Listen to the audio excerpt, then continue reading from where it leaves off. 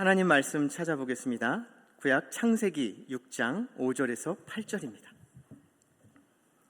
구약 성경 창세기 6장 5절에서 8절입니다.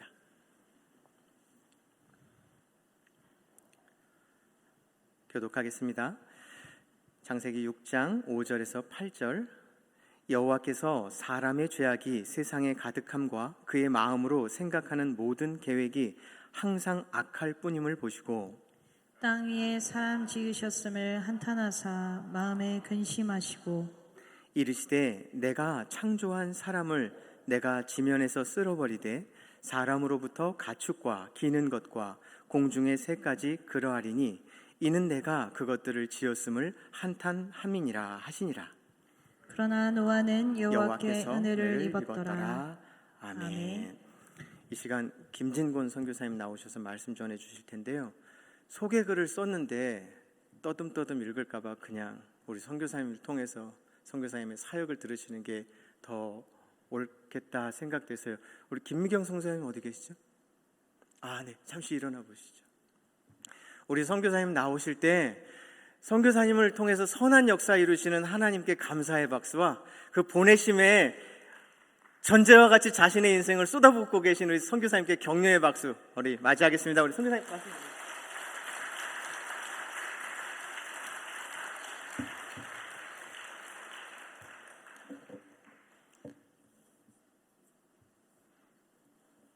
할렐루야. 모든 영광 하나님께 돌려드립니다. 잠시 기도하고 말씀 나누겠습니다.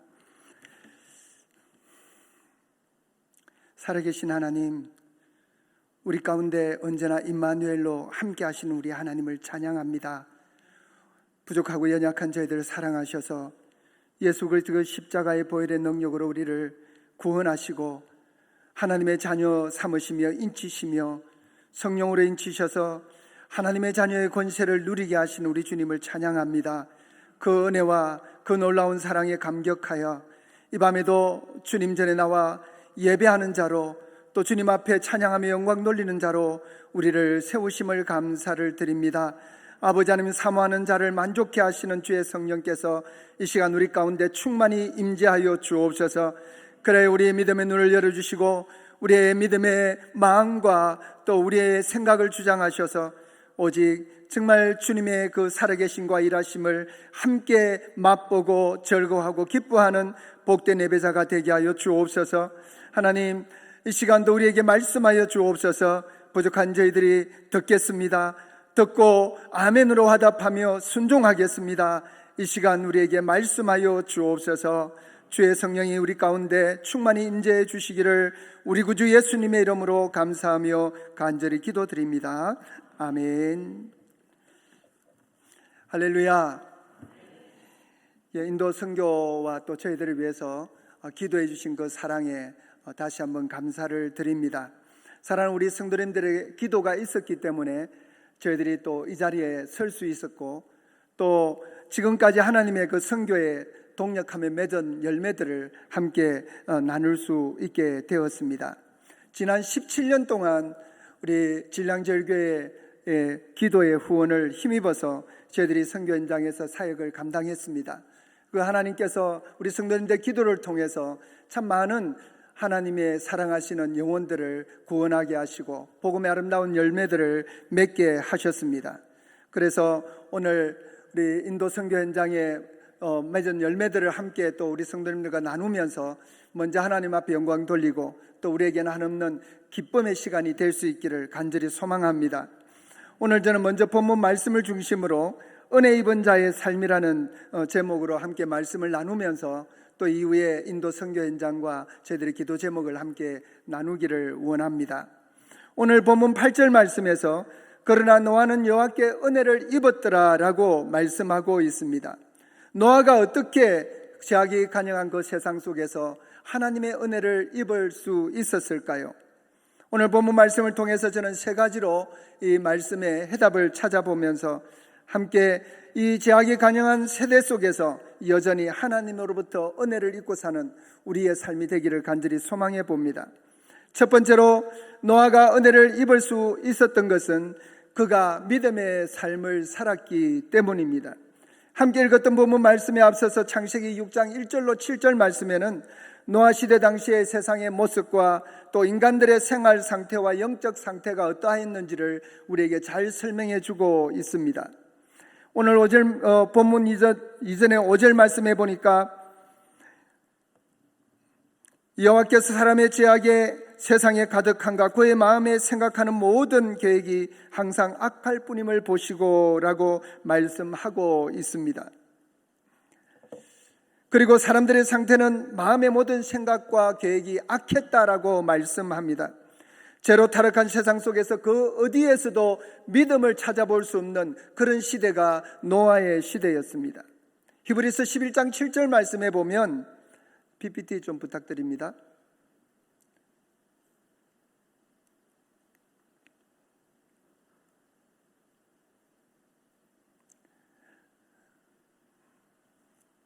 한번 같이 함께 합독하겠습니다. 믿음으로 노아는 아직 보이지 않는 일에 경고하심을 받아 경외함으로 방주를 준비하여 그 집을 구원하였으니 이로 말미암아 세상을 정죄하고 믿음을 따르는 의의 상속자가 되었느니라. 아멘. 죄악으로 가득한 그러한 시대 속에서도 믿음으로 노아는 아직 보이지 않는 일에 경고하심을 받고 방주를 준비하여서 그 집안 식구들을 구원하였고 이로 말미암아 세상을 정죄하고 믿음을 따르는 의의 상속자가 되었다고 노아의 믿음에 관해서 히브리서 기자는 소개하고 있습니다. 오늘 본문 하반절에도 이러한 세상 가운데서 노아는 은혜를 입었더라라고 기록하고 있습니다. 노아가 은혜를 입은 자가 될 수 있었던 것은 그가 가졌던 오직 하나님을 향한 믿음 때문이었습니다. 다시 말해서 노아는 조상 대대로 전해 내려오는 하나님의 메시아에 대한 약속을 굳게 믿고 있었다라는 것이죠. 본문에 앞서서 5장에 보면 아담의 후손들이 이름이 나열되어져 있습니다.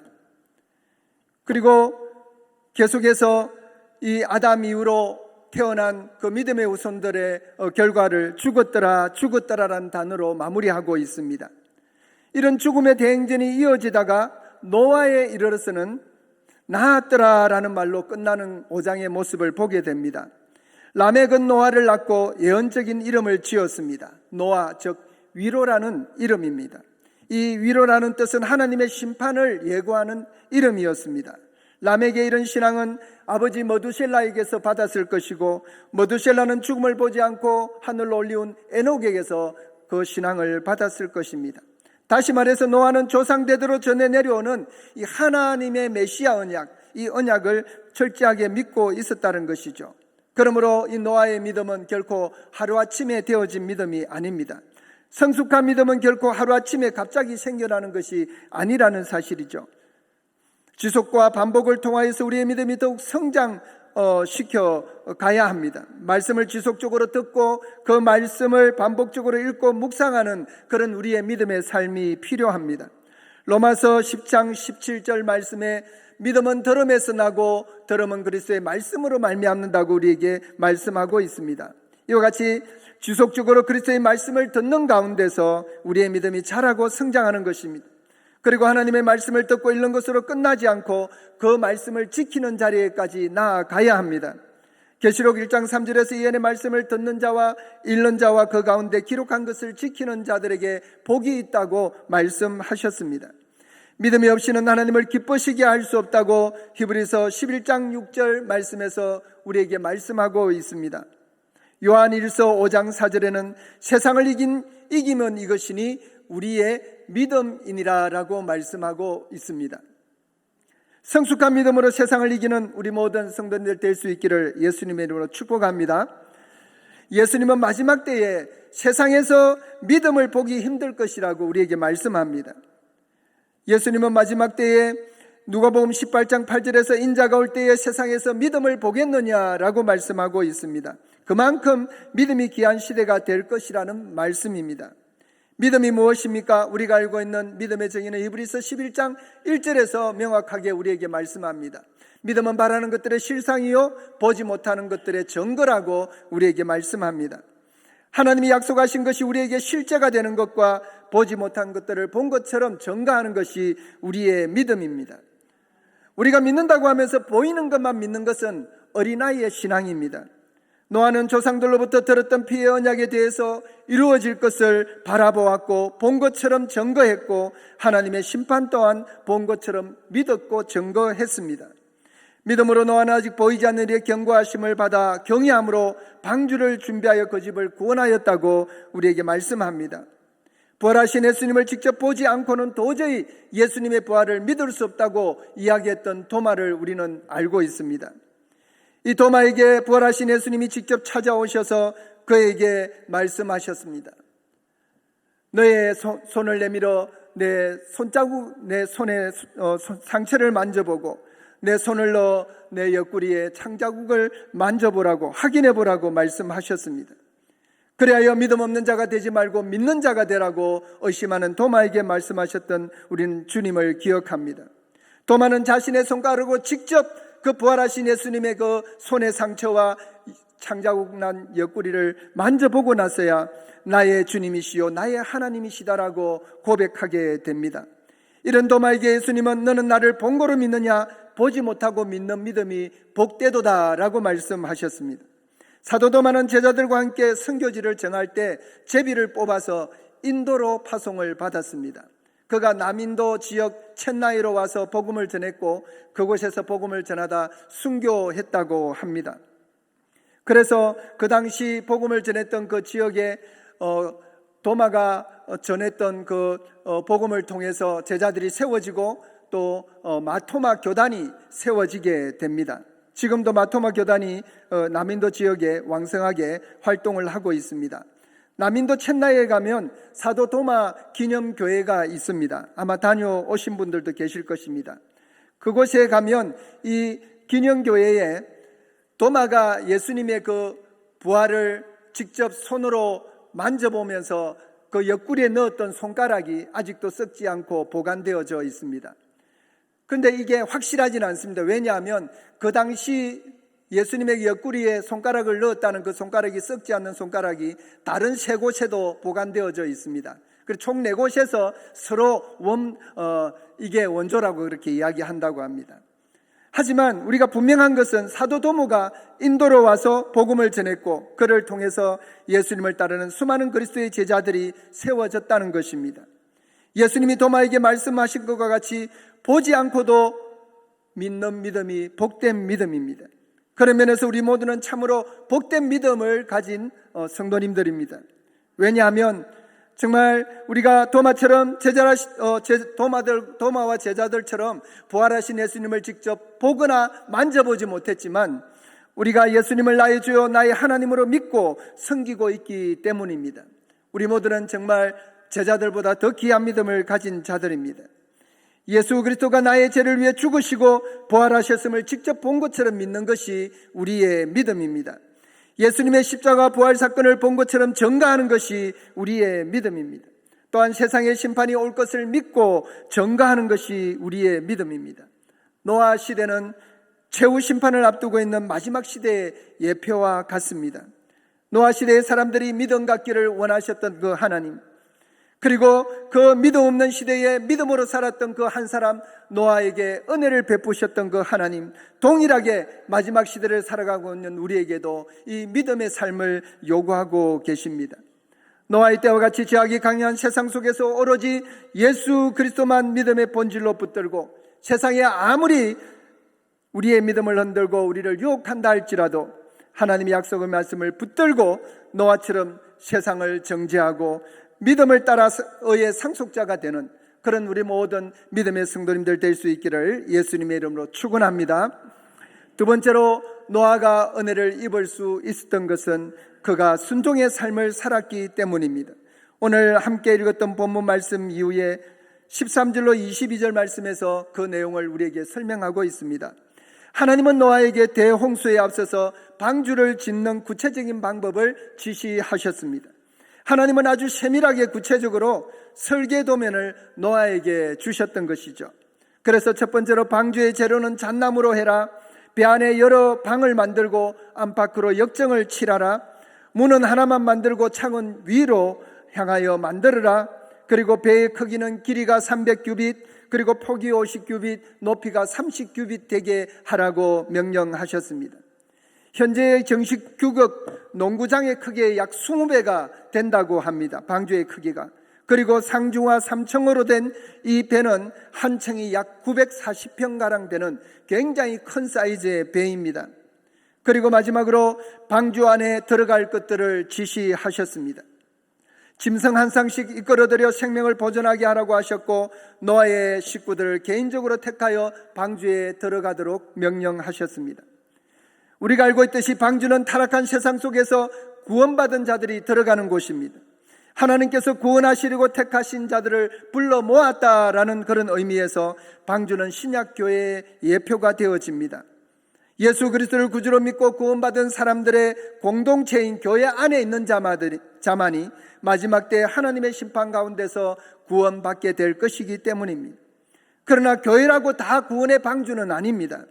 반드시 잣나무로 지어진 교회여야 합니다. 잣나무는 예수 그리스도의 희생을 의미합니다. 잣나무가 갈라지고 벗겨지고 희생한 가운데 방주의 제목으로 쓰임받은 것처럼 예수 그리스도의 그 십자가의 희생을 믿고 그리스도의 남은 고난에 동참하는 교회만이 세상에서 구원받는 구원의 방주가 될 수 있을 것입니다. 또 역청으로 안팎을 발라서 물이 새는 것을 막았듯이 교회는 세상의 미혹과 공격을 예수님의 보혈의 능력으로 막아내어야 합니다.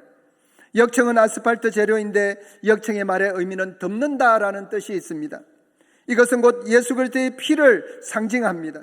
교회는 예수 그리스도의 피로 덮여져서 온갖 세상의 유혹으로부터 덮여져야 하고 또 막아내어져야 합니다. 역청을 안팎으로 바르라고 했습니다. 마찬가지로 교회는 예수님의 피의 능력을 교회 안에서만 외치면 안 됩니다. 교회 밖 세상을 향해서도 예수 그리스도의 피로 제사함 받는 이 구원의 복음을 선포해야 합니다. 방주에 들어갈 수 있는 문이 오직 하나였습니다.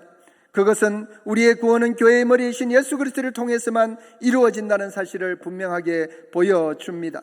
사도행전 4장 12절 말씀에 다른 이로서는 구원을 얻을 수 없으니 천하 인간의 구원을 얻을 만한 다른 이름을 우리에게 주신 일이 없다고 말씀합니다.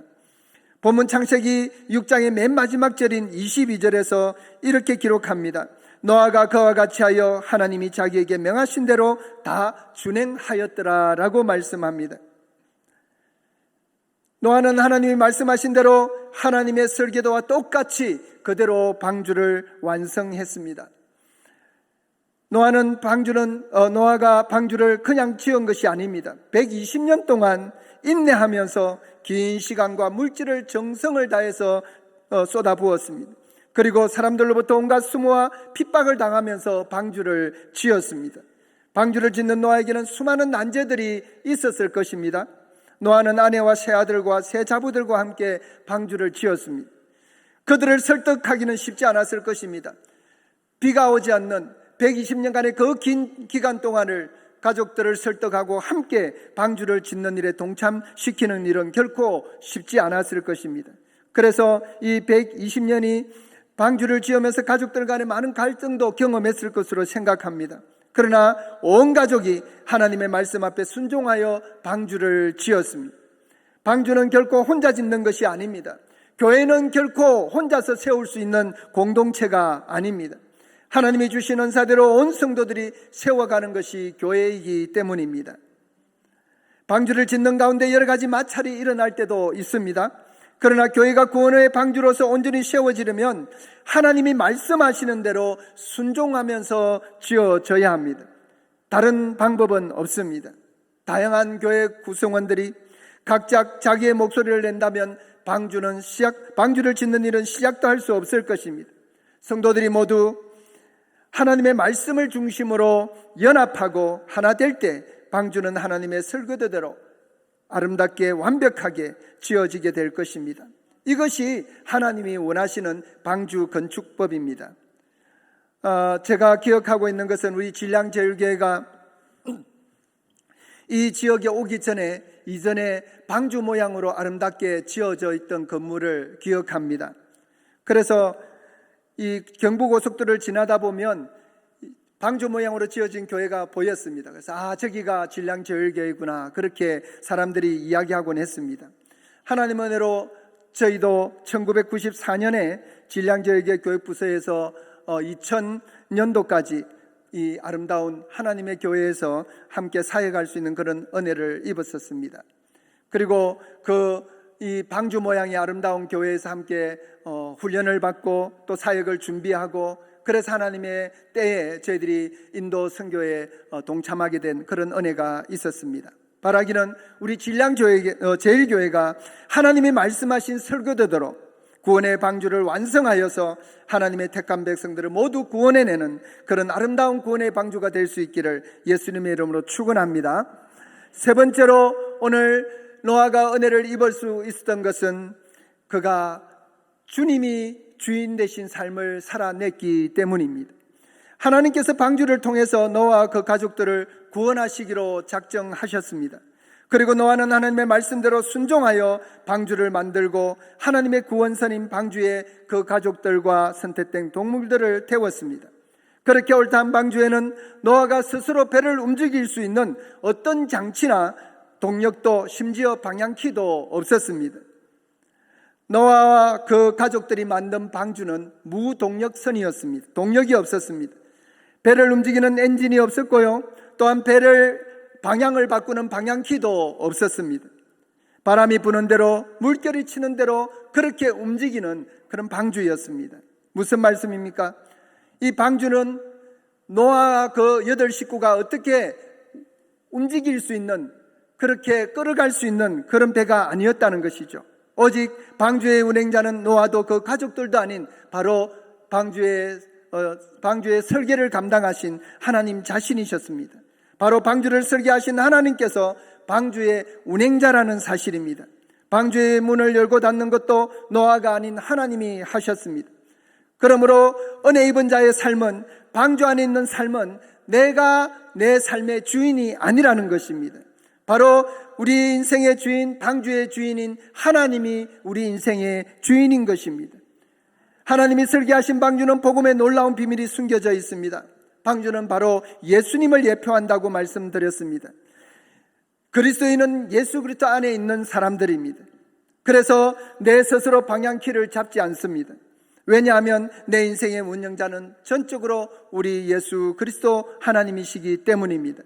하나님께서 내 인생의 동력이시고 방향키이심을 믿으시기를 바랍니다. 그분이 나를 그리스도로 살게 하시는 원동력이 되고 나를 저 천국으로 인도하시는 방향키를 잡고 계시는, 매일매일 내 삶을 인도하시는 우리 하나님이신 것입니다. 노아는 방주의 운영권이 전적으로 하나님께 있음을 믿고 신뢰하고 방주 안에서 자신의 역할을 성실하게 감당했을 것입니다.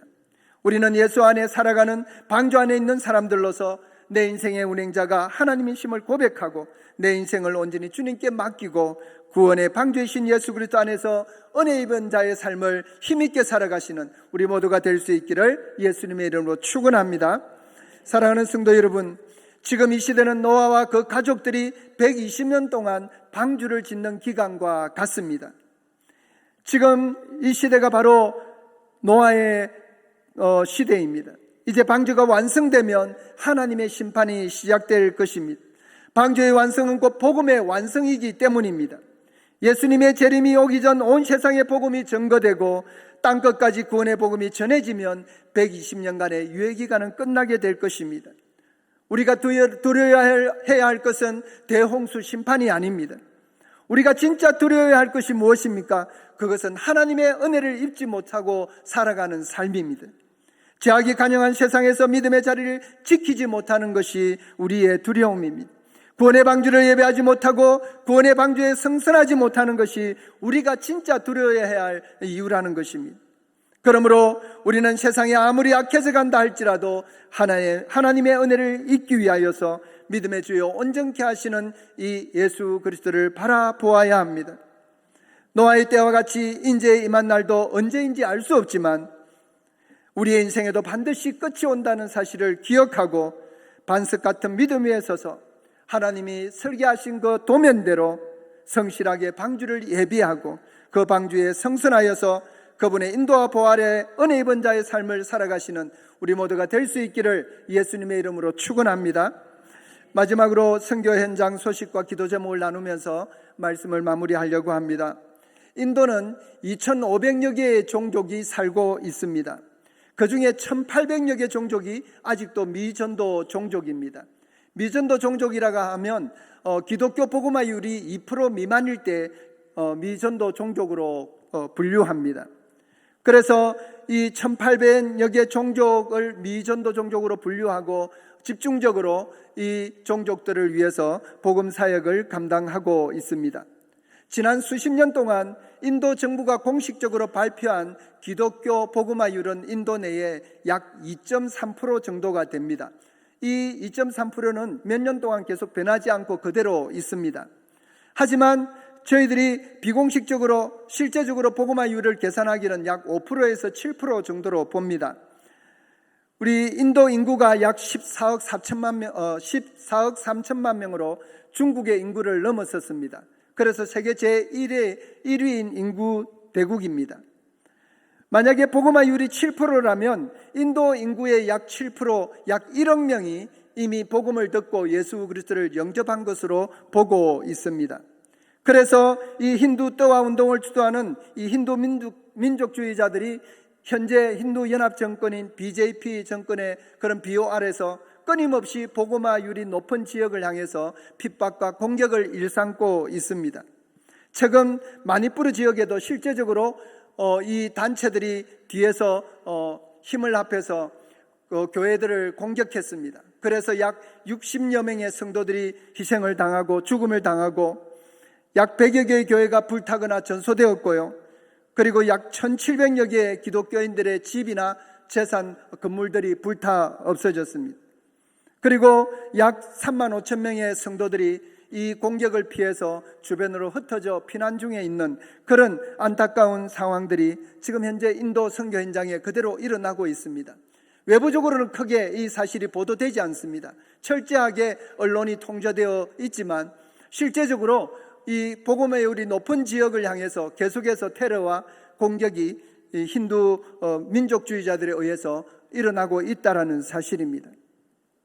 그럼에도 불구하고 너무나도 감사한 것은 이런 공격을 받은 성도들이 흩어져서 다른 지역으로 피신하면 그 지역에 있는 교회들이 그 성도들을 품고 그들에게 숙소를 제공하고 양식을 제공하면서 고난과 아픔을 함께 나누고 있습니다. 마누푸르 지역의 복음화율이 약 50% 정도 됩니다. 이런 지역들에 계속해서 핍박이 일어나고 있습니다. 지금도 선교지에서는 예수님을 믿는 믿음 때문에 가족들과 다른 타 종교 공동체로부터 수많은 핍박과 고난을 당하면서 믿음을 지키는 성도들이 너무나도 많습니다. 심지어 생명을 잃기까지 합니다. 이런 상황은 저희들이 지금 사역하고 있는 중인도 지역 마하라스트라 주에도 예외가 아닙니다. 계속해서 우리 믿음의 공동체들이 고난과 핍박 가운데서 믿음을 지키고 자신들의 믿음을 붙들고 살아가고 있습니다. 그래서 이런 상황 속에서 저희들이 어떻게 하면 이런 인도적 상황 속에서 효과 있게 선교적 사역을 감당할 수 있을까 오랫동안 기도하고 또 고민하면서 현지 복음의 사역자들, 복음의 일꾼들을 키워내는 일에 집중하고 있습니다. 그래서 저희들이 한국 선교사님 6분이 함께 팀 사역으로 신학교를 운영하면서 복음 전도자들을 훈련합니다. 그리고 훈련된 복음 전도자들을 이 미전도 종족 지역에 파송하여서 그들이 교회 개척 사역을 감당하도록 지금까지 약 18년 동안 그 사역들을 집중해서 감당하고 있습니다. 그 결과 복음 전도자들이 사역을 통해서 마하라스트라 주 전역에요 약 800여 개의 가정교회가 개척되어져서 힘있게 복음 사역을 감당하고 있습니다. 그리고 약 150여 개 이상의 교회들이 건축되어졌고요. 그들을 통해서 약 3만 5천 명의 성도들이 회심하고 그리스도인의 삶을 살아가고 있습니다. 그리고 핍박 속에서도 그들이 2만 명 이상이 세례를 받고 아버지와 아들과 이름으로 세례를 받고 자신들의 믿음을 공개적으로 선언하면서 그렇게 살아가고 있습니다. 실제적으로 선교 현장에서 그 필드에서 내가 예수 믿는다라는 그 사실도 굉장히 핍박의 대상이지만 내가 세례를 받고 그리스도인이 되었다, 기독교인이 되었다라고 말하는 것은 더더욱 위험한 상황을 초래할 수밖에 없습니다. 그래서 가족들로부터 더 많은 고난과 공동체로부터의 핍박을 견뎌내야 하는 그런 상황입니다. 실제적으로 세례를 받고 그리스도인으로서 개종을 하면 힌두인으로서 누리는 여러 가지 혜택들을 다 상실하고 맙니다. 그들이 지정부족으로 원주민들이 정부로부터 많은 혜택을 받게 됩니다. 공무원이 될 때는 약 쿼터제로 10명 중에 한 3명 정도는 이 원주민들이 자동적으로 혜택을 받고 공무원이 될 수도 있습니다. 자녀들이 교육을 받을 때 우리나라처럼 많은 혜택을 이 원주민들에게 주기도 합니다. 그런데 기독교인이 되면요, 이 모든 혜택들이 다 없어지고 맙니다. 그럼에도 불구하고 이 세례를 받고 내가 그리스도임을 떳떳하게 밝히면서 그렇게 고난과 핍박 속에 살아가는 우리 필드의 우리 성도들의 모습을 보게 됩니다. 최근에 저희 필드에서 동일하게 지역의 대표되는 그란번지라는 대표가 있습니다. 이 대표가 마을의 이장들, 썰번지들을 다 모아서 회의를 했습니다. 갈수록 교회가 확장되어져 가고 그리스도인들이 계속해서 숫자가 늘어가니까 이래서는 안 되겠다 싶어서 대책 회의를 했습니다. 그리고 그 회의 결과로 앞으로 공식적인 서류에 교회 다니는 그리스도인들은 기독교인이라고 표시를 하고 정부로부터 주는 모든 혜택에서 제외시키겠다라고 회의 결과를 신문에도 내고 또 기독교인들에게 그렇게 공포를 했습니다. 실제적으로 정부 공권력도 있지만 이 원주민들은 원주민 대표가 어떤 법적 권한을 더 강하게 갖고 있습니다. 그래서 그가 정하는 법이 곧 그 지역의 법이 되곤 합니다. 그래서 이들이 정한 그 법대로 이제 모든 기독교인들은 정부로부터 받는 혜택이 없어지게 되는 그런 상황이 발생했습니다. 그런데 어떤 일이 일어났냐 하면 우리 교회 다니는 우리 성도들이 이제 함께 연합해서 모여서 이 지역 대표에게 찾아가서 항의를 했습니다. 왜 우리를 그렇게 정부로부터 오는 혜택을 다 제외시키고 우리를 그렇게 핍박을 하느냐고 그렇게 항의를 하면서, 그러면 좋다, 우리는 그 혜택을 받지 않고도 얼마든지 하나님의 은혜로 살아갈 수 있다. 당신들이 아무리 그렇게 불이익을 우리에게 준다 할지라도 우리는 그리스도임을 떳떳하게 밝히고 믿음으로 살아가겠다라고 강하게 어필을 했습니다. 그리고 나서 한 2주 정도 후에 이 기독교 공동체가 그렇게 함께 항의를 하고 자신들의 신앙을 그렇게 떳떳하게 밝히니까 이 지역 대표가 자신들이 결정했던 그 결정을 철회하고 이전처럼 동일하게 혜택을 주겠다고 그렇게 자신들의 발표를 철회한 그런 이야기도 있습니다. 참으로 하나님께서 핍박과 고난 가운데 있는 성도들의 삶을 돌아보시고 지금도 예수 그리스도를 그 믿는 믿음을 가지고 이 필드에서 오늘도 믿음의 삶을 살아가는 우리 성도들의 삶이 참으로 얼마나 귀하고 복된지를 또 보게 됩니다. 디모데후서 2장 2절 말씀에 바울이 믿음의 아들 디모데에게 이렇게 이야기합니다. 또 네가 많은 증인 앞에서 내가 들은 바를 충성된 사람들에게 부탁하라. 그들이 또 다른 사람들을 가르칠 수 있으리라고 말씀하고 있습니다. 그래서 저희들이 이렇게 믿음에 온전히 선 성도들을 세워가기 위해서 먼저 복음의 귀한 일꾼들을, 건강한 일꾼들을 세우기 위해서 애를 쓰고 있습니다. 그래서 저희들이 복음의 일꾼들을 세워서 복음의 미개척 지역으로 파송하고 있는데요, 한 전도자를 오늘 소개하고 싶습니다. 저희들이 3번째 기수 3기 훈련에 훈련받은 라우라는 전도자입니다. 이 전도자는 유명한 힌두 무당이었습니다. 그래서 힌두 무당으로 여러 가지 주술을 통해서 아픈 사람들을 고쳐두던 그런 사람이었습니다. 그리고 실제적으로 그의 어떤 그 주술 행위를 통해서 많은 사람들이 고침을 받았다고 합니다. 그러던 어느 날 갑자기 자녀 중 한 명이 급사하게 됩니다.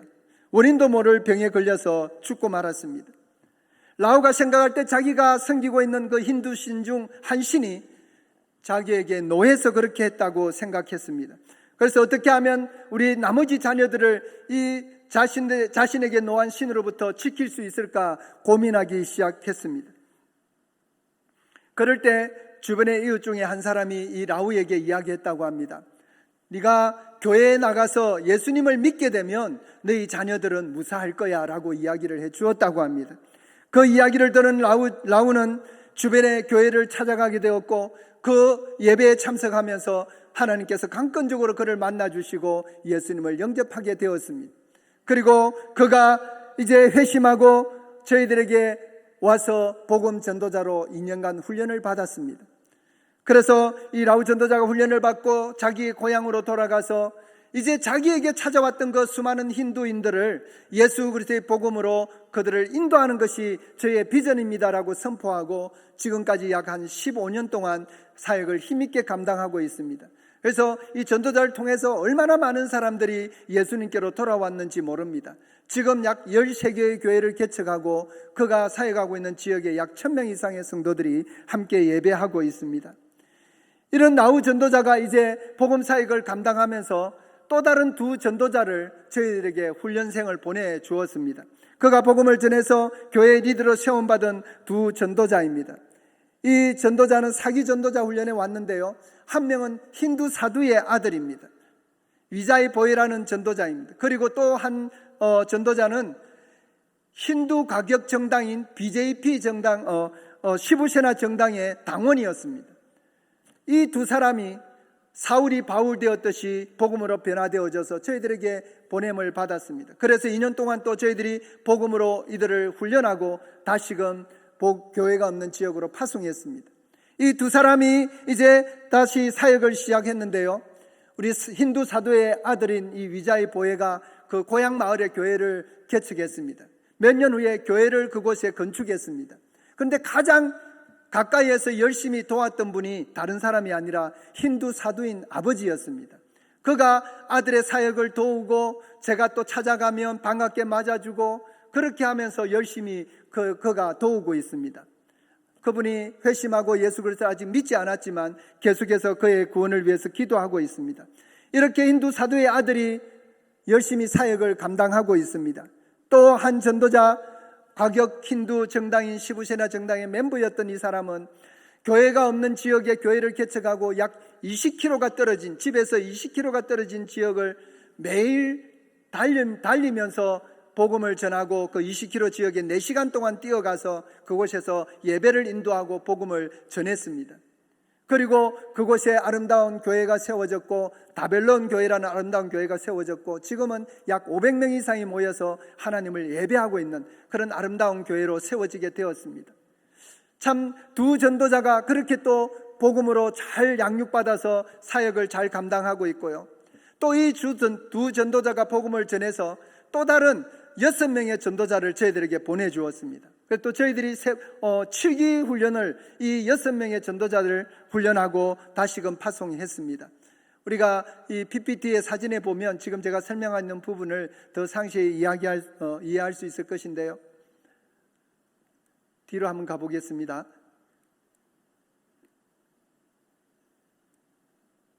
지금 앞으로만 계속 가네요. 네. 상기 라후 전도자입니다. 이를 통해서 우리 두 전도자가 복음을 받고 훈련받아서 사역을 잘 감당하고 있고요. 그 다음에 이 사기 전도자 2명을 통해서 또 7기 전도자가 이제 복음을 받고 이렇게 6명이 저희들에게 와서 2년 동안 훈련을 잘 받고 이제 또 사역을 지금 현재 7년차 잘 감당하고 있습니다. 그리고 지금 이 전도자뿐만 아니고 라우 전도자의 큰아들인 이 워이바우가 이제 또 복음 전도자로 헌신해서 지금 저희들이 기도하고 준비하고 있는 8기 전도자 훈련에 조인할 예정입니다. 이렇게 복음으로 아름답게 귀하게 세움받은 한 전도자를 통해서 또 다른 하나님의 사람들이 세워지고 또 그들을 통해서 또 다른 또 하나님의 사람들이 세워져서 인도 사역 현장에 복음이 전해지지 않는 그곳에 계속해서 하나님의 나라가 확정되고 있는 그런 역사들을 보게 됩니다. 하나님이 일하시면 너무나도 놀랍습니다. 우리가 생각한 것보다 더 놀라운 방법으로 언제든지 우리 앞서 일하고 계시는 그 선교 현장에서 일하시는 하나님을 저희들이 경험하고 있습니다. 복음 전도자로 잘 훈련된 라우 전도자 한 사람을 통해서 신실한 두 복음의 전도자가 세워졌고 또 그 두 전도자를 통해서 6명의 또 다른 복음 전도자들이 세워져서 사역을 힘있게 감당하고 있는 것입니다. 그리고 이러한 제자가 제자를 세우는 사역을 통해서 또 복음 훈련을 위해서 또 다른 사역자들이 저희들의 훈련 과정에 조인하려고 대기하고 있습니다. 코로나 사태로 인해서 저희가 4년 동안 이 사역을 감당하지 못했습니다. 그런데 올해 저희들이 기도하면서 이제는 8기 전도자 훈련을 시작하고 준비된 일꾼들을 복음으로 세워야 되겠다라고 생각하고 기도로 준비하고 있습니다. 더 많은 훈련생들이 조인하기를 원하지만 여러 가지 상황이 맞지 않아서, 재정이나 또 훈련 장소가 맞지 않아서 더 많은 인원을 수용할 수가 없습니다. 그래서 올해는 약 25명의 새로운 사역자들을 복음으로 훈련하기 위해서 준비하고 있습니다. 이 추천된 전도자들을 2년 과정으로 또 훈련하여서 또 다른 지역으로 파송하려고 합니다. 그래서 이 2년 과정을 전체 우리가 생활비를 지급해야 합니다. 왜냐하면 자신들의 생업을 포기하고 전적으로 복음을 위해서 헌신하는 그런 사역자들로 세워지기 때문입니다. 그리고 3년차가 되면 저희들이 생활비를 절반으로 줄입니다. 대신에 그들이 속해 있는 현지 교단의 교회에서 생활비 절반을 부담하게 됩니다. 그리고 4년차가 되면 저희들이 지원을 중단하고 현지 교회에서 전적으로 그 사역자들을 돌볼 수 있도록 그렇게 MOU를 맺고 우리 사역자들을 훈련하고 있습니다. 라우 전도자처럼 한 명의 건강한 복음의 일꾼들을 세우면 또 다른 제자들이 세워져서 그들을 통해서 하나님의 교회가 인도 땅 미전도 종족들 가운데 계속해서 세워져 가게 될 것입니다. 이를 위해서 우리 8구의 전도자 훈련을 위해서 기도와 관심으로 함께 동력해 주시기를 부탁을 드립니다. 요즘 저희가 섬기고 있는 인도가 글로벌 세계 안에서 인구, 경제, 국가적 위상이 가장 빠르게 대두되고 성장하고 있는 그런 나라입니다. 앞서 말씀드렸듯이 인구는 14억 4천만 명이 되어져서 중국을 앞서고 세계 인구 1위 대국이 되었습니다. 평균 연령이 약 28세이고 47%가 25세 미만입니다. 세계에서 가장 젊은 나라가 인도입니다. 세계적인 기업의 유튜버, 구글, 마이크로소프트 등 굵직한 그런 기업들의 CEO가 다 인도계 출신들입니다. 심지어 영국 수상 리시 수낙이란 분도 인도계 출신입니다. 지난해 인도 GDP가 세계 5위였습니다. 우리나라는 12위입니다. 인도 수상 모디는 향후 몇 년 안에 인도를 GDP 2위국으로 올려놓겠다고 호언장담하고 있습니다. 이렇게 급속하게 인도가 성장하고 변화하고 글로벌 국제사회의 두각을 나타내고 있는 반면에 이 선교지 상황은 더욱더 어려운 상황으로 치닫고 있습니다. 오히려 이런 인도의 성장이 선교에 부정적인 영향을 주고 있다는 것이죠. 올해 들어서 선교 현장이 더 위축되고 전반적으로 더 큰 도전에 직면해 있는 상황입니다. 힌두 정권의 장기 집권으로 힌두 국가를 표방하는 현 정권의 비호 아래서 앞서 말씀드렸듯이 힌두 민족자들이 거침없이 기독교 교회와 성도들을 핍박하고 공격하고 있기 때문입니다. 그리고 수많은 선교사님들이 계속해서 추방을 당하고 있는 그런 상황입니다. 이런 상황 속에서 하나님의 선교는 계속되어져야 하고 또 계속되어질 것입니다. 바라는 것은 저희가 좀 더 지혜롭게 이 변화된 선교 상황에 대처하고 그리고 또 합법적인 신분으로 비자를 획득해서 장기 체류를 하면서 사역을 감당해야 될 그런 시기입니다. 하지만 저희들이 아직도 비자 서류가 오지 않아서 현장에서 오지 않아서 기다리고 있고 지금 계속해서 이를 위해 기도하고 있습니다. 빨리 현장에 들어가는 것이 중요한 것이 아니라 이전에 변화된 상황 속에서 합법적으로 현장에 체류하면서 그렇게 사역을 감당해야 하는 그런 상황이 되었습니다. 그래서 저희들이 어떤 상황 속에서도 우리가 갑자기 하나님께서 철수하는 그런 상황을 주신다 할지라도 우리가 세워놓은 복음의 일꾼들이 하나님의 선교를 중단하지 않고 계속해 나갈 수 있도록 저희들이 더욱더 집중해서 사람을 세우는 그런 사역을 감당하고 있는 것입니다. 복음 전도자들을 세우는 일과 더불어서 인도의 다음 세대를 세우는 우리 꿈나무 학교 사역을 계속해서 저희들이 진행하고 있습니다. 전도자 자녀들을 대상으로 저희들이 기독교 대안학교 형태로 꿈나무 학교를 운영하고 있습니다. 그래서 우리가 훈련해서 파송한 사역자들의 자녀들이 우리 꿈나무 학교에 와서 하나님의 비전과 꿈을 품고 다음 인도 세대로 준비하는 그런 과정 속에 이 하나님의 자녀들이 자라고 있는 것입니다. 학생 모두가 저희들이 파송한 전도자들의 자녀이거나 또 시골 지역에서 목회 사역을 하면서 굉장히 어렵게 자녀들의 교육에 대해서 어려워하는 그런 목회자 자녀들도 저희들이 함께 양육을 하고 있습니다. 그래서 현재 지금 28명의 학생들이 신앙교육을 통해서 하나님이 자신에게 주신 비전과 꿈을 발견하고 그리고 그 비전을 향해서 최선을 다해서 학업과 신앙훈련을 감당하고 있습니다. 28명 모두 1:1 후원을 통해서 전액 장학금으로 아이들을 키우고 있습니다. 올해 입학한 새로운 2명의 아이를 위해서도 1:1 후원이 이루어질 수 있도록 기도해 주시면 고맙겠습니다. 인도의 다음 세대가 그리스도의 좋은 제자로 세움받을 수 있도록 그래서 꿈나무학교 사역에 많은 관심과 기도를 함께 부탁을 드립니다.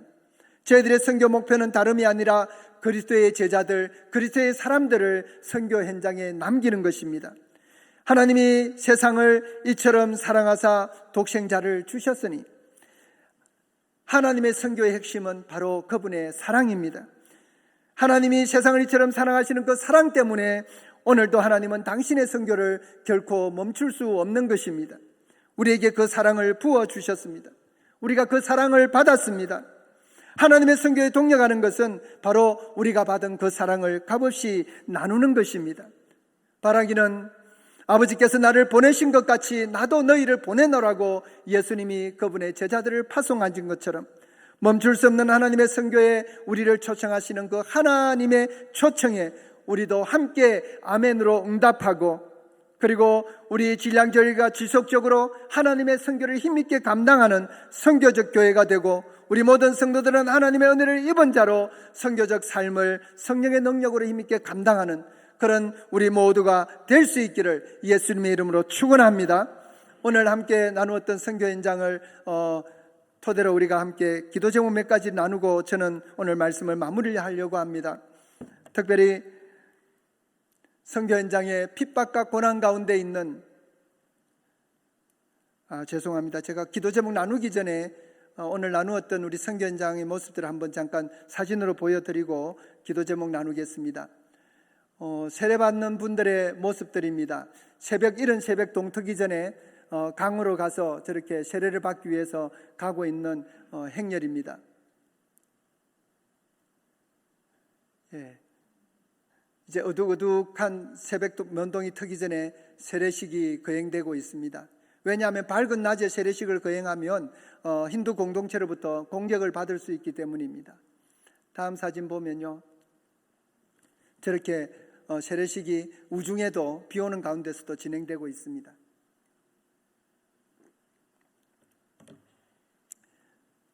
이제 세례받기 위해서 대기하고 있는 성도들이고요, 강에서 세례한 분들을 축복 기도하고 있는 모습입니다. 세례식 후에 하나님 앞에 찬양하고 예배하는 모습이고요. 특별히 저희들이 이제 강이나 그런 물이 없는 곳에서 세례식을 또 하기 위해서 교회 내에 세례식 탱크를 저렇게 만들어서 세례식을 거행하기도 합니다. 이렇게 세례식이 거행되고 있고요. 제가 말씀드렸던 이제 복음의 전도자들을 세우는 그런 과정으로 전도자 훈련 과정과 신학교 과정을 운영하고 있습니다. 수업하고 있는 장면이고요. 신학교 과정으로 우리 전도자들을 재교육하는 모습입니다.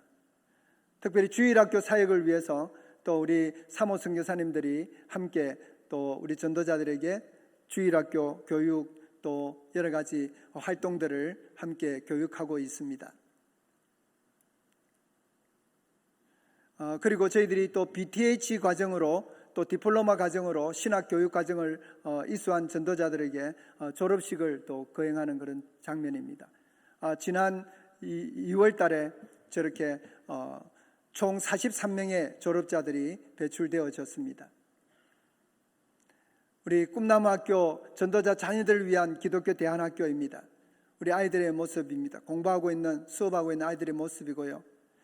5학년부터 12학년까지 저희들이 키우고 있습니다.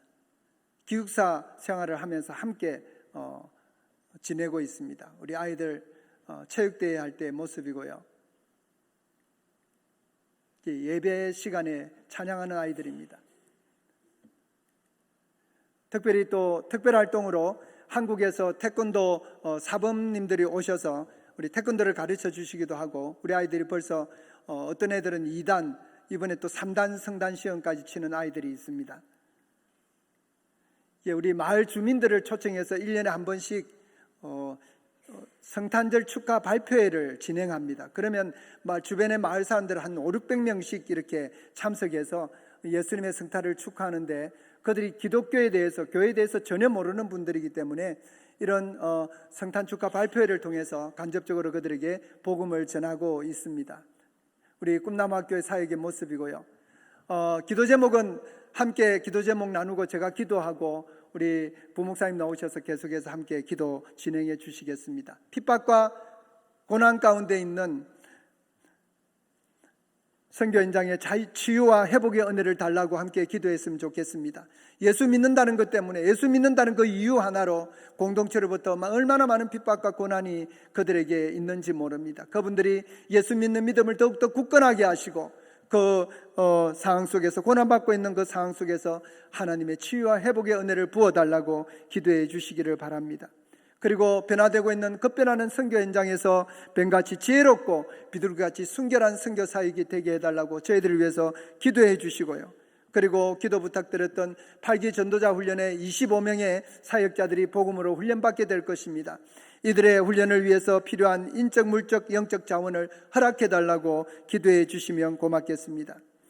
그리고 저희들이 지금 비자 때문에 계속 대기하고 있는 중인데요, 비자 서류가 계속해서 지연되고 있지만 속히 비자 서류가 준비되어져서 이제 지속적으로 현장에서 사역을 감당할 수 있는 장기 비자를 허락해 달라고 기도해 주시면 고맙겠습니다. 선교의 문이 닫히지 않게 하시고 지금의 위기가 또 다른 기회가 되게 해달라고, 또 다른 선교의 기회가 되게 해달라고 기도해 주시면 고맙겠습니다. 계속해서 우리가 사역자들에게 효과적으로 복음을 전할 수 있도록 오토바이를 후원하고 있습니다. 교통편이 너무나도 열악하기 때문에 한 교회를 사역을 감당하기 위해서는 하루라는 시간이 걸립니다. 그런데 오토바이를 이용하면 이 한 전도자가 하루에 한 3군데, 4군데 교회를 돌아보면서 사역을 감당할 수가 있습니다. 그래서 우리 사역자들이 필요한 오토바이가 계속해서 지원될 수 있도록 함께 기도해 주시면 고맙겠습니다. 이 시간에 제가 기도하고 부목사님 나오실 때까지 제가 기도하고 저는 마무리하도록 하겠습니다. 함께 기도하겠습니다. 살아계신 하나님, 감사를 드립니다. 죄악이 관영한 세상 가운데서 믿음의 사람 노아에게 은혜를 주시고 그 은혜 입은 자의 삶을 통해서 하나님의 구원의 역사를 이루어가게 하시는 우리 주님께 감사함을 드립니다. 아버지, 동일한 노아의 시대에 아버지 저희들이 살아가고 있습니다. 갈수록 세상은 악해져 가고 우리의 믿음을 지키기가 너무나도 힘들고, 참으로 아버지 하나님, 주님 다시 오실 때에 믿는 자를 보겠느냐라고, 너희 믿음이 어디 있느냐라고 우리에게 말씀하시는 그 주님의 음성을 이 시간 우리가 듣습니다. 하나님, 정말 아버지 하나님, 언약하신 바는 반드시 이루시는 우리 하나님을 믿고 신뢰하고 그분을 믿고 의지하며 믿음으로 이 세대를 살아가며 하나님의 은혜를 입은 자로 살아가는 저희들 다 되게 해주시기를 간절히 기도합니다. 하나님 말씀대로 순종하며 믿음의 아버지 하나님의 삶을 살아가는 저희들 되기를 원합니다. 우리의 경험과 우리의 지식과 우리의 생각은 내려놓고 하나님 말씀하시면 아버지 하나님여 저희들이 전적으로 그 말씀을 신뢰하고 믿음으로 순종하며 하나님의 뜻을 이루어드리는 하나님의 사람들 다 되게 해주시기를 간절히 원합니다. 하나님, 특별히 아버지 하나님, 정말 아버지 하나님의 방주의 아버지 하나님이여 그 기능과 구조처럼 아버지 하나님, 정말 예수 그리스도 안에서 부름받고 구원받은 저희들이 전적으로 아버지 우리의 삶의 주인인 하나님을 의지하고 그분이 이끄시고 그분이 인도하시는 대로 순종하며 믿음의 여정을 함께 주님과 살아가는 저희들의 삶이 되기를 간절히 소망합니다. 아버지, 사랑하는 성도들의 삶을 여기까지 이끄신 에베네셀의 하나님, 아버지 매일의 삶 속에서 늘 우리와 함께 하시며 임마누엘로 함께 하시는 우리 하나님을 바라봅니다. 하나님, 여호와 이레 우리 하나님을 신뢰합니다. 아버지, 예비하신 것으로 저들의 삶에 아버지 하나님이여 인도하시고 이끄시며 아버지 하나님의 세상 끝날까지, 주님 다시 오시는 그날까지, 천국 가는 그날까지 우리의 삶을 세밀하게 이끄시고 인도하실 우리 주님을 신뢰하며 찬양합니다. 아버지 하나님, 몸된 우리 진량제일교회를 통해서 지금까지 영광 받으셨고 하나님의 선교에 동참하는 선교적 교회로 세우심을 또한 감사를 드립니다. 온 성도들의 삶을 복되게 하시고 아버지 하나님의 생업과 일터에 복을 주시되 무엇보다도 믿음의 복을 다하여 주옵소서. 순종하는 하나님 믿음의 복을 다하여 주옵소서. 전적으로 하나님을 신뢰하고 맡겨드리고 오직 삶의 주인 되신 우리 하나님 붙들고 살아가는 아버지 하나님이여 거룩한 영적인 거장들로 우리 사랑하는 성도들의 삶을 세워주시기를 원합니다. 우리의 다음 세대가 믿음의 유업을 입고 아버지 다음 아버지 하나님이여 또 한국교회를 짊어질 믿음의 거장들이 우리 몸된 교회를 통해서 사랑하는 아버지 우리 자녀들을 통해서 일어나기를 간절히 소망합니다. 하나님 정말 아버지 하나님이여 우리를 불쌍히 여겨 주옵소서. 아버지 한국교회를 불쌍히 여겨 주옵소서. 우리의 믿음 없음을 불쌍히 여겨 주옵소서. 우리에게 더 큰 믿음을 주시고 하나님 나라를 함께 사모하며 하나님 구원의 방주를 완성하는 하나님의 사람들, 하나님의 아버지 하나님의 자녀들로 삼아 주시기를 간절히 바라옵고 원하오며 멈출 수 없는 하나님의 선교에 우리가 어떤 모습으로든 동참하기를 원합니다. 가든지 보내든지 하라고 아버지 우리가 외치며 아버지 헌신하였던 그 한국교회의 그 선교의 열정들이 다시 한번 불같이 일어나게 하여 주시옵소서. 아버지는 몸된 교회가 계속해서 선교 감당하고 있는 모든 선교지마다 복음의 아름다운 소문이 들려지게 하시고 오늘 또 인도 선교를 함께 아버지 나누며 맺었던 아름다운 열매들을 주님 앞에 올려드리고 사랑하는 성도들과 함께 나눌 때 하나님 한없는 기쁨이 우리에게 임하게 하시고 계속해서 기쁨으로 아버지 하나님의 영혼 구령을 위해서 함께 동력하며 인도의 선교에 아름답게 동력해가는 우리 교회와 또 저희들 다 되게 주시옵소서. 모든 것 주님께서 하셨습니다. 주님이 계속해서 일하십니다. 멈출 수 없는 하나님의 선교를 주님이 감당하고 계심을 믿고 감사함을 드리오며 첫 번째 선교사로 오셔서 우리의 구원을 온전히 이루시고 우리에게 선교할 수 있는 힘과 능력을 주시는 우리 구주 예수님의 이름으로 간절히 기도드렸습니다. 아멘.